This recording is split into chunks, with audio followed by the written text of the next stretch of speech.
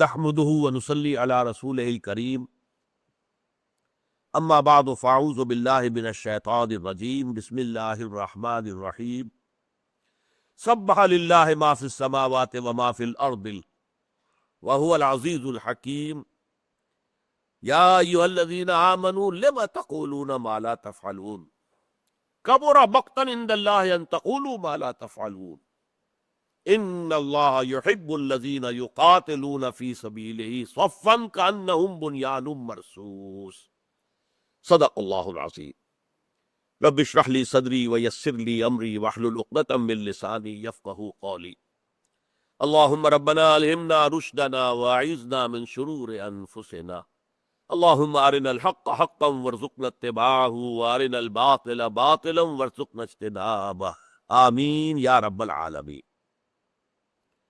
سورہ صف کی پہلی آیت پر ہم گفتگو مکمل کر چکے اور بحیثیت مجموعی سورہ صف ہمارے مطالعہ قرآن حکیم کے منتخب نصاب میں کس جگہ واقع ہوئی ہے، اور خود قرآن مجید میں جو 10 صورتیں مدنی یکجا آئی ہے اور ان کے مشترک اوصاف کیا ہے، ان پر بھی گفتگو ہو چکی ہے۔ اب دوسری آیت دیکھیے، میں نے عرض کیا تھا کہ ان صورتوں میں آپ کو یہ قدر مشترک ملے گی کہ ڈانٹ ڈپٹ کا انداز ہے، زجر و توبیخ کا انداز ہے، ملامت کا انداز ہے۔ فرمایا یا ایھا الذین آمنوا، اے ایمان کے دعوے دارو۔ اور ایمان کے دعوے داروں میں نے جو عرض کیا تھا، تینوں گروپ سامنے سمجھیے۔ یقیناً ان میں مومنین صادقین بھی ہیں، سچے مومن، ان میں منافق بھی شامل ہیں، اس لیے کہ وہ بھی ایمان کے دعوے دار تھے اور وہ بھی قانونی طور پر مسلمان ہی سمجھے جاتے تھے۔ حضور ہی کی اقتداء میں مسجد نبوی میں وہ نمازیں ادا کرتے تھے، بلکہ جو ان کا رئیس تھا، رئیس المنافقین عبداللہ ابن ابی، وہ تو چونکہ بڑا سردار تھا، خزرج کا قبیلہ ذرا بڑا قبیلہ تھا اور اس قبیلے کا وہ بہت بڑا سردار تھا، تو وہ اپنی چودراہٹ کے اظہار کے لیے جب حضور خطبہ دینے کھڑے ہوتے تھے جمعے کے روز، تو پہلے وہ کھڑا ہوتا تھا اور لوگوں سے کہتا تھا، لوگوں دیکھو یہ اللہ کے رسول ہیں، ان کی بات پوری توجہ سے سنو۔ حالانکہ خود منافق تھا، کٹر منافق، بلکہ حضور کا انتہائی دشمن، لیکن یہ کہ بہرحال دعوے دار تھا اسلام کا اور ایمان۔ اور تیسرے، جیسا کہ میں نے عرض کیا، ضعفاء، کمزور لوگ جو ایمان میں جھوٹے نہیں تھے، ان کی نیک نیتی میں کوئی خلل نہیں تھا، قوت ارادی کمزور تھی۔ یہ دو چیزیں علیحدہ ہوتی ہیں، ایک آپ کا عزم ہے، آپ کا ارادہ ہے، آپ کی خواہش ہے، آپ چلنا چاہتے ہیں کسی راستے پر، قوت ارادی ساتھ نہیں دے رہی۔ کسی شخص کو سگریٹ پینے کی عادت ہو گئی ہے، اب اس کو معلوم ہو گیا کہ سخت مضر ہے، بلکہ فرض کیجئے کوئی مریض ہے، ہارٹ کا پیشنٹ ہے، اور اسے ڈاکٹر کہہ رہے خدا کے لیے یہ سگریٹ چھوڑ دو، تمباکو نوشی چھوڑ دو، تم گویا کہ اپنے آپ کو اندر سے جلا رہے ہو، اسے سب معلوم ہے لیکن نہیں چھوڑ سکتا۔ قوت ارادی اتنی کمزور ہے، چھوڑنا چاہتا ہے لیکن نہیں چھوڑ سکتا۔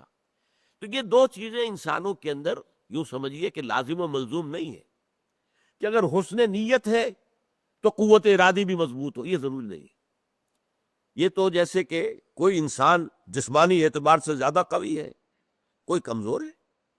بعض لوگوں کا پیدائشی معاملہ ایسا ہوتا ہے، بعض پیدائشی طور پر کمزور ہوتے ہیں جسمانی اعتبار سے، اور بعض جو ہے پیدائشی طور پر جو ہے وہ ایک اچھی صحت لے کر آتے ہیں۔ تو اس اعتبار سے جو ضعیف الارادہ لوگ تھے، کہ جو منافق ہرگز نہیں تھے، لیکن یہ ہے کہ ان کا ایمان اتنا مضبوط نہیں تھا کہ ہر چہ بعد آباد پکارا جائے آؤ نکلو اللہ کی راہ میں اور چل رہے، نہیں، کبھی کبھی ڈھیلے پڑ گئے، ذرا مؤخر کر دیا، یا چلیے کوئی عذر ہے تو اس کو جا کر پیش کر دیا حضور کے سامنے، حضور میری طبیعت ٹھیک نہیں ہے، یا حضور میری بیوی بیمار ہے اور میری بیوی کا دیکھ بھال کرنے والا کوئی اور نہیں ہے، اس طرح کی کوئی بات کہی تو دھوکہ دینے کے لیے نہیں، بلکہ حقیقی کوئی عذر تھا اسے پیش کر دیا۔ اور ایک ہے مومن صادق کہ جو ہو سو ہو، میں یہاں بیوی کے پاس رہوں گا تو اگر اس کو موت آنی ہے تو موت کو روک نہیں سکتا، اسے اللہ نے شفا دینی ہے تو میری یہاں موجودگی لازم نہیں ہے کہ اللہ تعالیٰ اس کے بغیر اسے شفا نہیں دے گا۔ اللہ تعالیٰ کے اختیارات ہیں، میں چاہے یہاں ہوں چاہے نہ ہوں، جو اللہ کی مرضی ہے وہ پوری ہوگی۔ یہ ہے ایمان صادق، سچا ایمان۔ تو اس اعتبار سے یا ایھا الذین آمنوا میں نے کہا ہے کہ یہاں یہ تینوں گروہ بلکہ اکثر و بیشتر درمیانی گروہ جو ہے وہ اس سے خطاب ہو رہا ہے. کمزور لوگ چاہتے ہیں چلنا، نہیں چل پا رہے، چاہتے ہیں کہ آگے بڑھے. جیسے دوسرے لوگ ہیں اللہ کی راہ میں جان اور مال خرچ کر رہے ہیں، آگے بڑھ رہے ہیں، تو ہم بھی آگے بڑھے اور ہم بھی آگے نکلے. فاستبقوا الخیرات. ہر تمام دنیا کے اندر آپ کو معلوم ہے دوڑ لگی ہوئی ہے، دنیاوی دوڑ لگی ہوئی ہے، معاشی دوڑ لگی ہوئی ہے، ہر جگہ پروفیشن کے اندر دوڑ لگی ہوئی ہے. میں اس سے زیادہ بہتر ہو جاؤں، میں اس سے ایکسل کر جاؤں، لوگ زیادہ مریض میرے پاس آنے لگے، یا اسی طریقے سے میری دکان زیادہ چمکے، میرے گاہک زیادہ ہو جائے. یہ دوڑ دنیا کی جو لگی ہوئی ہے، یہ دوڑ دین میں لگاؤ کہ اگر میرا یہ بھائی دین کے لیے محنت کر رہا ہے، کوشش کر رہا ہے، قربانی دے رہا ہے، اس نے انفاق مال کیا ہے، حالانکہ یہ بہت زیادہ امیر نہیں ہے، پھر بھی اس نے اتنا کچھ جو ہے اللہ کی راہ میں لا کر پیش کر دیا ہے، تو میں کیوں نہ اس سے آگے نکلوں. تو یہ مسابقت کا جذبہ ہوتا تھا مومنین صادقین کے اندر، نیکی کے اندر مسابقت، ایک دوسرے سے آگے نکلنے کی کوشش. لیکن جو لوگ اس میں پیچھے رہ جاتے تھے، اب ان سے خطاب ہے یا ایھا الذین آمنوا لما تقولون ما لا تفعلون. اے ایمان کے دعوے دارو کیوں کہتے ہو جو کرتے نہیں. اب دیکھیے اس قدر جامع الفاظ یہ ہے، اس میں ہر طرح کے لوگ آ گئے. ایک شخص ہے جو اللہ کی محبت کا بڑا دعویٰ کر رہا ہے، ایک شخص ہے جو رسول سے عشق کا دعویٰ کر رہا ہے، نعت پڑھ رہا ہے اور وہ زمین و آسمان کے قلابے ملا رہا ہے حضور کی مدح کے اندر، حضور کی تعریف میں، لیکن عمل کے اعتبار سے کورا ہے، اللہ کے احکام پر عمل نہیں ہے اللہ سے محبت کا دعویٰ، ہے رسول سے عشق کا دعویٰ، جلوس نکال رہے عید میلاد النبی کا، اور اس میں ظاہر بات ہے صبح سے شام تک مشقت جھیل رہے ہیں، لیکن اتباع رسول، رسول کے نقش قدم کی پیروی، اس کا کوئی سوال پیدا نہیں ہوتا. لما تقولون ما لا تفعلون، تو کیوں کہتے ہو جو کرتے نہیں. اسی طریقے سے اس سے بھی نیچے اتریے. میں کہتا ہوں میں نے اللہ کو اپنا رب مان لیا، رضیت باللہ ربا، لیکن اللہ کے احکام پر عمل نہیں کرتا، تو یہ قول اور فعل کا تضاد ہو گیا یا نہیں. میں کہتا ہوں میں رسول کو رسول مانتا ہوں، رضیت باللہ ربا وبمحمد رسولا، میں نے رسول مان لیا محمد کو صلی اللہ علیہ وسلم، فداہ آباؤنا و امہاتنا، لیکن نہ سنت کا اتباع ہے، نہ اسوہ رسول کی پیروی، کچھ بھی نہیں. تو یہ قول و عمل کا تضاد جو ہے وہ چونکہ جو درمیانی لوگ تھے اور جو منافقین تھے ان کو بھی شامل کر لیجئے. یہ مومنین صادقین سے تو خطاب ہو ہی نہیں سکتا، اس لیے کہ وہ تو ہر وقت حاضر تھے، ہر چہ بادہ بات ماں کشتی دراب انداختے. اب ہم نے تو اپنی کشتی جو ہے دریا میں ڈال دی، سمندر میں ڈال دی، اب جو ہو سو ہو. کشتی تیرے گی تو ہم بھی تیریں گے، یہ ڈوبے گی تو ہم بھی ڈوبیں گے. انہوں نے گویا کہ ٹوٹلی اپنے آپ کو آئیڈینٹیفائی کر دیا اس مشن کے ساتھ، اس مقصد کے ساتھ. یہ مقصد کامیاب ہوتا ہے تو ہم کامیاب، یہ ناکام ہوتا ہے تو ہم ناکام. Total identification with that cause. لہذا ان سے خطاب نہیں ہے، یہ خطاب بقیہ دو طبقات سے ہے، ضعفاء اور منافقین. لما تقولون ما لا تفعلون، کیوں کہتے ہو جو کرتے نہیں. کبر مقتا عند اللہ ان تقولوا ما لا تفعلون، بہت بڑی ہے بیزاری کی بات اللہ کے نزدیک کہ تم کہو جو کرتے نہیں ہو. یعنی ایک تو یہ ہو سکتا ہے خیال کہ چلیے ہم کچھ کر نہیں رہے، زبانی تو کلامی تو ہم کر رہے ہیں نا، کچھ نہ کچھ کریڈٹ تو ملا گا آخر.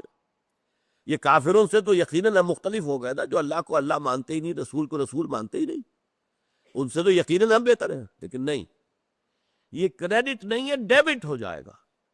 کبورا مقتن، مقت جو ہے عربی زبان میں ایک لفظ ہے غضب، اللہ تعالیٰ کے غضب کو بہت بھڑکانے والی شے ہے. لیکن غضب سے آگے کی چیز ہے مقت. اس کو یوں سمجھیے کہ آپ کو کسی شخص سے اچھے کام کی توقع تھی، اچھی امید تھی، اس نے وہ کام نہیں کیا، اس کے برعکس روش اس کے سامنے آئی، تو آپ کو غصہ آئے گا.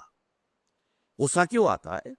مجھے تو اس سے توقع اچھے بات کی تھی، اچھے کام کی تھی، اس میں صلاحیتیں میں دیکھ رہا تھا کہ عمدہ کام کی ہے، اعلیٰ سے اعلیٰ مراتب تک پہنچنے کی ہے، یہ کہاں دھنس کر رہ گیا، کہاں بیٹھ گیا.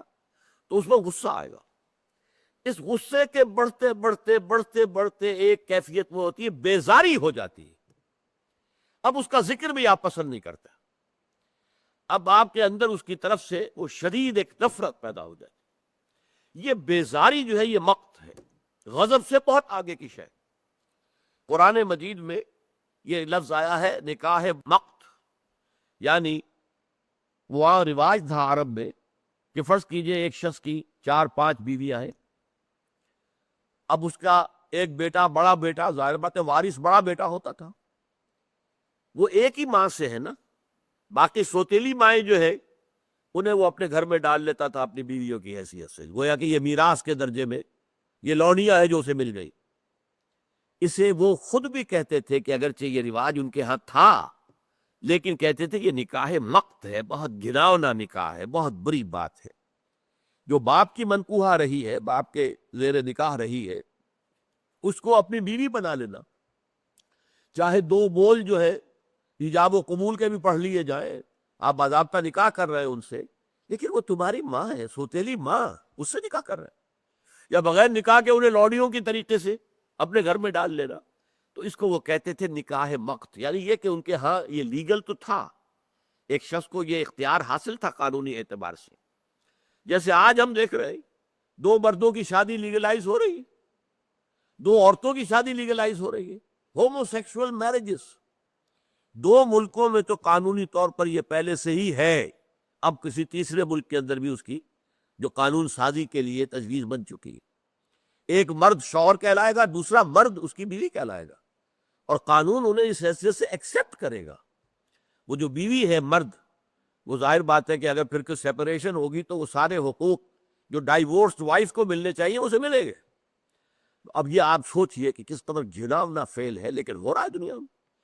اسی طرح وہاں پر اگرچہ وہ کہتے تھے گھناؤنا کام ہے، یہ بڑا نفرت اور بیزاری والی بات ہے کہ کوئی شخص اپنی باپ کی منکوحہ بیویوں کو وہ اپنی لونیا بنا لے یا ان سے نکاح کر لے، اسے کہتے تھے نکاح مقت۔ یہ مقت کا لفظ ہے، میں نے اس لیے حقیقت آپ پر واضح کی ہے کہ غضب سے بہت آگے کا لفظ ہے یہ۔ کبر مقتا عند اللہ ان تقولوا ما لا تفعلون، اللہ کے نزدیک بڑی بیزاری والی بات ہے یہ کہ تم کہو جو کرتے نہیں ہو۔ یعنی یہ قول و عمل کا تضاد جو ہے تمہیں اللہ کے ہاں کوئی کریڈٹ نہیں دلوائے گا، تمہیں اللہ تعالیٰ کے ہاں اس کے اچھی باتیں کہنے کا اور اچھی باتوں کا دعویٰ کرنے کا اور ایمان کا اور محبت خداوندی اور محبت رسول اور عشق رسول کے دعوے کرنے کا کوئی کریڈٹ نہیں ملے گا اگر تمہارا عمل جو ہے اس کے متوازن موجود نہیں ہے۔ اگر اس کے برابر، اس کے متوازن عمل بھی ہے تو کیا کہنے، نور علی نور، قول پر بھی یقیناً بڑا ثواب ملے گا اور عمل کے اوپر بھی ثواب ملے گا۔ دونوں چیزیں جمع ہو گئی ہیں، دونوں ایک دوسرے کی تائید کر رہی ہیں، دونوں ایک دوسرے کی تقویت کا موجب ہے۔ لیکن یہ کہ اگر عمل نہیں ہے، اور یہ ہم پڑھ چکے ہیں سورہ حمیم و سجدہ میں، خاص طور پر ایک داعی جو ہے اللہ کے راستے میں لوگوں کو اللہ کی طرف بلانے والا شخص، وَمَنْ أَحْسَنُ قَوْلًا مِّمَّنْ دَعَا إِلَى اللَّهِ وَعَمِلَ صَالِحًا وَقَالَ إِنَّنِي مِنَ الْمُسْلِمِينَ، اس شخص سے بہتر کس کی بات ہوگی کہ جو اللہ کی طرف بلائے لوگوں کو اور خود عمل نیک کرتا ہو، یہ اس کے لیے شرط لازم ہے، اور یہ کہے کہ میں بھی مسلمانوں میں سے ہوں، میں بھی اللہ تعالیٰ کا فرما بردار ہوں، میں بھی اللہ کا حکم ماننے والا ہوں، اسی کے فرامین پر چلنے والا ہوں، میں کوئی بہت اونچی شے نہیں ہوں، میں کوئی بڑے بڑے ہی تقویٰ کا اور زہد کا دعویٰ نہیں کر رہا ہوں، میں بھی کمزور آدمی ہوں، مجھ سے بھی کبھی خطا ہو سکتی ہے، مجھ سے بھی غلط کام ہو سکتے ہیں، لیکن میں توبہ کرتا ہوں، فوراً پلٹ آتا ہوں، رجوع کرتا ہوں اللہ کی جناب میں، پچھتاوے کے ساتھ جو ہے رجوع کرتا ہوں۔ تو یہ کیفیت انسان میں برقرار رہے۔ تو یہ شے جو ہے اسی طریقے سے سورہ بقرہ کی وہ آیت بھی میں آپ کو سنا چکا ہوں، اتامرون الناس بالبر وتنسون انفسکم وانتم تتلون الکتاب افلا تعقلون، کیا تم لوگوں کو نیکی کی، بر کی، تقویٰ کی، خیر کی تلقین کرتے ہو اور اپنے آپ کو بھول جاتے ہو، اپنے دامن کو نہیں دیکھتے، اپنے عمل کو نہیں دیکھتے، اپنے گریبان میں نہیں جھانکتے، حالانکہ کہ تم کتاب پڑھتے ہو، تلاوت کرتے ہو، تو تمہیں عقل نہیں ہے، تم سوچتے نہیں ہو، غور و فکر سے کام نہیں لیتے۔ افلا یتدبرون القرآن ام علی قلوب اقفالها، کیا یہ قرآن پر تدبر نہیں کرتے یا ان کے دلوں کے اوپر اس کے تالے پڑ گئے؟ تو یہ جو ہے دوہری بات ہو جائے گی۔ ایک تو یہ کہ ایک شخص صرف دعویٰ کر رہا ہے ایمان کا، اللہ کی محبت کا، رسول سے ساتھ عشق کا، لیکن قول اس کے برعکس، عمل اس کے برعکس ہے۔ ایک شخص جو اس سے بھی آگے بڑھ کر خیر کا داعی بن کر کھڑا ہو جاتا ہے، بھلائی کی طرف لوگوں کو بلاتا ہے، نیکی کا حکم دیتا ہے، بدی سے روکتا ہے، اللہ کی طرف بلانے والا ہے، داعین اللہ، اللہ کی طرف بلانے والا، لیکن اپنے کردار میں گھٹیا ہے، نیچ ہے، بہت ہی غلط کردار کا آدمی ہے. تو در حقیقت یہ چیزیں جو ہے یہ اس میں آ جائیں گی. کبر مقتا عند اللہ ان تقولوا ما لا تفعلون. اللہ کے نزدیک بڑی بیزار کن ہے یہ بات، بہت بڑی بات ہے بیزاری کے اعتبار سے کہ تم کہو جو کرتے نہیں ہو. اب دیکھیے اس کے بعد فوراً کنٹراسٹ دکھا دیا گیا.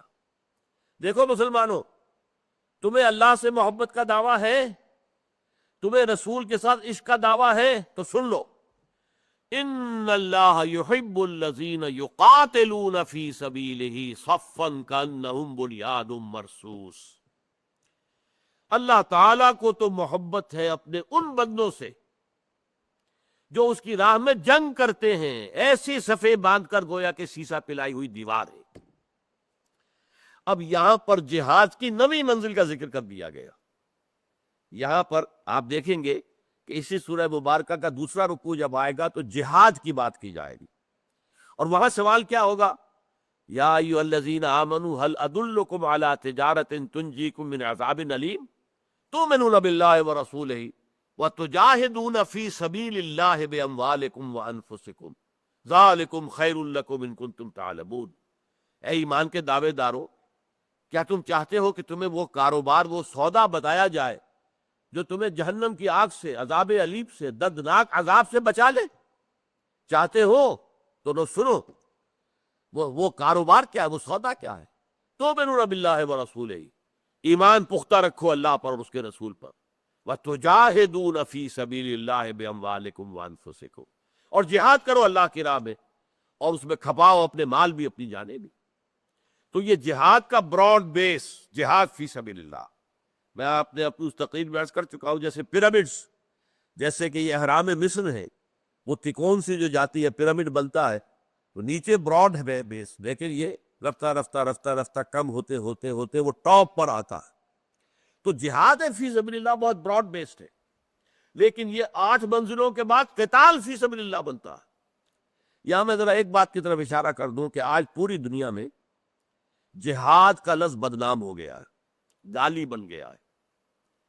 اور قتال کا لفظ، وہ تو کہتے ہیں کہ قرآن مجید میں سے ان آیات کو نکال دیا جائے، بلکہ ان کے زیر اثر، آج مغرب کے زیر اثر جو ان کا حکم ماننے والی حکومتیں ہیں، وہ کم سے کم قرآن سے تو نہیں نکال سکتے، لیکن اپنے مدرسوں اور سکولوں کے نصاب میں سے ان آیات پر کو نکال رہے ہیں کہ جہاد اور خاص طور پر قتال کی آیات نکال دی جائے. اپنے نصاب میں تو کر سکتے ہیں نا کہ ان آیات کا ذکر نہ ہو. سعودی عرب میں یہ حکم دیا گیا کہ جہاد اور قتال، اور خاص طور پر نصارہ اور یہود کے بارے میں قرآن مجید میں جو آیات آئی ہیں ان کو اپنے خطبوں میں بیان نہ کیا جائے. یہ ہو چکا ہے. جو بھی انگریز کی جیب میں ہے، جو بھی امریکہ کی جیب میں لوگ ہیں، اور ہمارے ہاں جو کچھ ہو رہا ہے، یہ تعلیم کا نیا نظام جو بن رہا ہے، جو یہ امپورٹڈ جو وزیر تعلیم ہے، ایک این جی او سے لی گئی تھی، اور وہ آج جو ہے بلوچستان سے جو منتخب ہو کر آئی ہے، اور وہ وزیر تعلیم ہے. اصل میں ان کا مقصد کیا ہے جو امریکہ نے ان کے حوالے کیا ہوا ہے کہ پاکستان کے اندر بھی نصاب میں سے، اسلامیات کے نصاب میں سے وہ حصے نکال دیے جائیں، جس سے کہ لوگوں کے اندر جہاد اور قتال کی فضیلت اور اس کے لیے جذبہ ابھرتا. قرآن میں رہے، ٹھیک ہے، قرآن سے کوئی نہیں نکال سکتا، کسی کا باپ نہیں نکال سکتا، اس لیے کہ قرآن مجید کی حفاظت کا ذمہ اللہ نے لیا ہوا ہے. اِنَّا نَحْنُ نَزَّلْنَا الذِّكْرَ وَإِنَّا لَهُ لَحَافِظُونَ. ہم ہی ہے اس ذکر کے نازل کرنے والے، اور ہم ہی اس کے محافظ ہیں. اس کے اندر سے نکالا نہیں جا سکتا. ایک موقع پر گلیڈسٹون تھا کہ جو وزیر اعظم تھا برطانیہ کا، اور اس نے اپنی پارلیمنٹ میں قرآن مجید کا نسخہ یوں لہرایا تھا: جب تک دنیا میں یہ کتاب موجود ہے امن قائم نہیں ہو سکتا. اسی طریقے سے کلکتہ ہائی کورٹ نے فیصلہ دیا تھا کہ قرآن مجید کو بین کر دیا جائے انڈیا کے اندر. اس میں تو آیات ہے قتال کی، ہے جہاد کی، اگرچہ اس میں جو میں اپنی پہلی تقریر میں بیان کر چکا ہوں، مغالطے جو پیدا ہوئے دنیا میں ان میں ہمارا اپنا عمل دخل ہے. ہم نے جہاد کی ہر شکل کو جنگ قرار دے دیا، اور جنگ جو ہے مسلمان جب بھی کرے، جس شکل میں کرے، جس مقصد سے کرے، وہ جہاد فی سبیل اللہ، تو ہم نے خود بدنام کیا ہے. اس حوالے سے یہ جان لیجیے یہاں جس قتال کا ذکر ہو رہا ہے یہ وہ 8 منزلوں سے گزر کر جہاد کرنا اور قتال کرنا ہے. پہلے دعوت دینی ہے، پہلے اپنے آپ کو پورا اتارنا ہے اللہ تعالیٰ کے احکام کے مطابق، اپنے نفس کے خلاف جہاد کرنا ہے، معاشرے کے غلط دباؤ ہے ان کو ریزسٹ کرنا ہے، ان کے خلاف جہاد کرنا ہے کہ تم ہمیں ادھر دلانا چاہتے ہو، ہم نہیں جانا چاہتے، اب دوسری طرف جائیں گے. شیطان کے خلاف جہاد کرنا ہے جو ہمارے نفس کے اندر پھونکے مارتا ہے اور ہماری جو خواہشات ہیں ان لبیڈو، جو ہمارے اندر شہوات ہیں ان کے اندر پھونکے مار کر انہیں مشتعل کرتا ہے. پھر یہ کہ معاشرے کے اندر غلط نظریات کے خلاف جہاد ہے، غلط فلسفوں کے خلاف جہاد ہے، غلط خیالات کے خلاف جہاد ہے، اور دین کی دعوت دینا ہے حکمت کے ساتھ، موعظہ حسنہ کے ساتھ. جدال کرنا پڑے تو وہ بھی بہت عمدہ طریقے سے، وجادلوا باللتی احسن. پھر اگر تکلیف آ رہی ہے تو جھیلی جائے، برداشت کی جائے، ریٹیلیٹ فوراً نہ کیا جائے، جب تک کہ طاقت اتنی نہ ہو جائے کہ آپ شور ہو جائیں کہ اب ہمارے پاس اتنی طاقت ہے کہ ہم اس نظام باطل سے ٹکرا کر اور اس کو ہم ختم کر سکتے ہیں. تب میدان میں آئے قتال کا معاملہ بھی آ جائے گا. لیکن ان منزلوں سے گزرے بغیر یہ تو ہو سکتا ہے کوئی جنگ جائز ہو، اپنے حقوق کے لیے جنگ کی جا رہی ہے، ظاہر بات ہے. اب روسی فوجیں آ گئی تھی افغانستان میں تو ہر افغان کا آدمی کا اور ہر شخص کا یہ فرض تھا کہ وہ اپنے ملک کی آزادی کے لیے تحفظ کرے، لڑے. یہ جہاد تھا، جائز تھا، جہاد فی سبیل الحریت، آزادی کے لیے جہاد. اس کے لیے یہ 8 منزلیں طے کرنی ضروری نہیں ہے. اب اس کے لیے وہ 8 منزلیں طے کرنی شروع کر دیتے تو وہ تو جو روس کا اقتدار اور اختیار ہے اور وہاں پر وہ پنجے اپنے پورے جو ہے وہ گاڑ لیتا. اس جہاد کے لیے یہ 8 منزلیں نہیں ہے. وہ تو فوراً میدان میں آؤ اور اپنی جان دینے کے لیے تیار ہو جاؤ. یہ جائز جنگ ہوگی دفاع کے لیے، اپنے ملک کے دفاع کے لیے. بھارت حملہ کر دے ہم پر، ہم میں سے ہر شخص کا فرض ہوگا کہ وہ اس کے لیے مدافعت کے لیے جو بھی کچھ کر سکتا ہو. اگرچہ سویلین ظاہر بات ہے بہت کم کچھ کر سکتے ہیں آج کل، لیکن یہ کہ ظاہر بات ہے کہ افغانستان میں جنہوں نے جہاد کیا تھا وہ سب سویلینز ہی تو تھے، وہ کوئی فوجی تو نہیں تھے. ایک عوامی سطح پر ایک بات اٹھ جائے، ہر شخص کھڑا ہو جائے. اس حوالے سے یہ تو وہ 8 منزلیں طے کر کے جہاد نہیں ہے. یہ جہاد جائز جہاد ہے اپنے دفاع کے لیے، اپنے حقوق کے لیے. لیکن جہاد فی سبیل اللہ نہیں ہے. جہاد فی سبیل اللہ جو چلے گا وہ یہ 8 منزلیں طے کرے گا. حضور نے یہ 8 منزلیں طے کی 15 برس میں، 13 برس مکے کے اور 2 برس پھر مدینے میں جا کر، اور اس کے بعد غزوہ بدر ہوا، پہلا قتال ہوا. 15 برس تک جہاد ہوتا رہا، دعوت ہوتی رہی، تبلیغ ہوتی رہی، تزکیہ ہوتا رہا، تربیت ہوتی رہی، تعلیم ہوتی رہی، تیاری ہوتی رہی. اور اگر کوئی مار رہا ہے تو اس کو مار سہ لی ہے، جھیل لی ہے. کسی نے گالی دی ہے تو برداشت کیا ہے. پتھراؤ ہو رہا ہے تو جواب میں جو ہے پھول پیش کیے گئے. یہ سارا کام ہو رہا تھا، جہاد ہو رہا تھا، قتال نہیں تھا. قتال آ کر اس وقت ہوا ہے جب محسوس ہوا کہ اب اللہ تعالیٰ نے فضل و کرم فرمایا، ہمیں جو ہے ایک ایسی جگہ دے دی ہے جہاں ہمیں کافی طاقت حاصل ہے، ہمارا ایک بیس ہے، یہاں سے ہم لانچ کر سکتے ہیں ایک اوفینسو اہل مکہ کے خلاف، مشرکین کے خلاف. تو پھر قتال کا مرحلہ ہے. لیکن یہاں پر اس آیت میں آخری منزل کا ذکر کر دیا گیا. یہ کیوں؟ کہ جان لو اگر یہ تمہارا ہدف نہیں ہے تو پھر تم سچے مومن نہیں ہو. یعنی یہ کہ آپ راستہ تو طے کرتے ہیں، آپ کو جانا ہے 100 میل، لیکن آپ کو معلوم ہے جانا کہاں ہے. جانا ہے ساہیوال جانا ہے یا جانا ہے سرگودے جانا ہے. منزل تو معین ہے نا. چاہے ابھی آپ چل رہے ہیں، ابھی 10 میل پہنچے، ابھی 20 میل پہنچے، ابھی 30 میل پہنچے، ابھی 40 میل پہنچے ہیں، 80 میل آ گئے، 90 میل آ گئے. اب اگلا جو ہے پڑاؤ جو ہے اسے 100 میل پر آ جائے گا. لیکن یہ کہ ہدف معین ہونا چاہیے. جہاد فی سبیل اللہ اور بندہ مومن کی زندگی کا ہدف ہے قتال فی سبیل اللہ. اس راستے پر چلنا ہے کہ اگر اس میں ریسپانس مل جائے، کافی لوگ ساتھ آ جائیں، ڈسپلنڈ ہوں، وہ سم و طاعت کے عادی ہو گئے ہوں، وہ اپنے نفس کے اوپر حکمران ہو چکے ہو بجائے اس کے کہ نفس کے محکوم ہو، نفس پر حاکم بن چکے ہو، اپنا تزکیہ کر چکے ہو، اللہ کی محبت اور آخرت کی نجات کے سوا کوئی شے ان کا مقصود و مطلوب نہ رہے. لا مطلوب الا اللہ، لا مقصود الا اللہ، لا محبوب الا اللہ. اگر ایسی ایک بڑی جمعیت فراہم ہو گئی ہے تو آپ قتال کی طرف بھی جائیں گے. نہیں ہوتی تو وہ قتال کی منزل نہیں آئے گی. آپ کو معلوم ہے حضرت نوح علیہ السلام دعوت دیتے رہے، معاشرے سے ریسپانس ملا ہی نہیں، آبان و انصار نکلے ہی نہیں، آئے ہی نہیں. تو آگے قتال کا مرحلہ تو نہیں آ سکتا۔ ایسے ہی سمجھیے کہ اگر سورج جو ہے نصف النہار پر کھڑا ہو جائے، وہ نیچے اترنے کا نام ہی نہ لے، تو زہر کا وقت نہیں آئے گا، آپ زہر نہیں پڑھ سکتے۔ زہر آپ پڑھیں گے اسی وقت جب کہ سورج ڈھل کے، اقم الصلاۃ لدلوک الشمس الی غسق اللیل، یہ تو سورج نصف النہار سے جب ڈھلکے گا پیچھے کی طرف، مغرب کی طرف، تب زہر کا وقت ہوگا نا۔ اگر وہی کھڑا ہے تو زہر آئے گا ہی نہیں، آپ زہر نہیں پڑھ سکتے۔ اسی طریقے سے اگر وہ مرحلہ قتال کا نہیں آتا، اگر وہ 8 منزلیں جو ہے وہ کامیابی کے ساتھ طے نہیں کی ہے، تو وہ نہیں آئے گا مرحلہ۔ لیکن نیت رہے گی، نیت پہلے سے ہونی چاہیے۔ جانا ساہیوال ہے، جانا سرگودا ہے، ہمارا وہ سارا کا سارا جو ہے وہ اورینٹڈ ہوگا، ڈائریکٹڈ ہوگا اس ہدف کی طرف۔ یہی وجہ ہے کہ ایک حدیث ہے بڑی پیاری، جس شخص نے اللہ کی راہ میں کبھی قتال نہیں کیا اور نہ ہی کبھی اپنے نفس میں اس کے لیے کوئی تمنا اور آرزو پیدا کی، فقد مات علی شعبۃ من النفاق، وہ نفاق کے ایک شعبے پر، ایک شاخ کے اوپر اس کی موت واقع ہوئی۔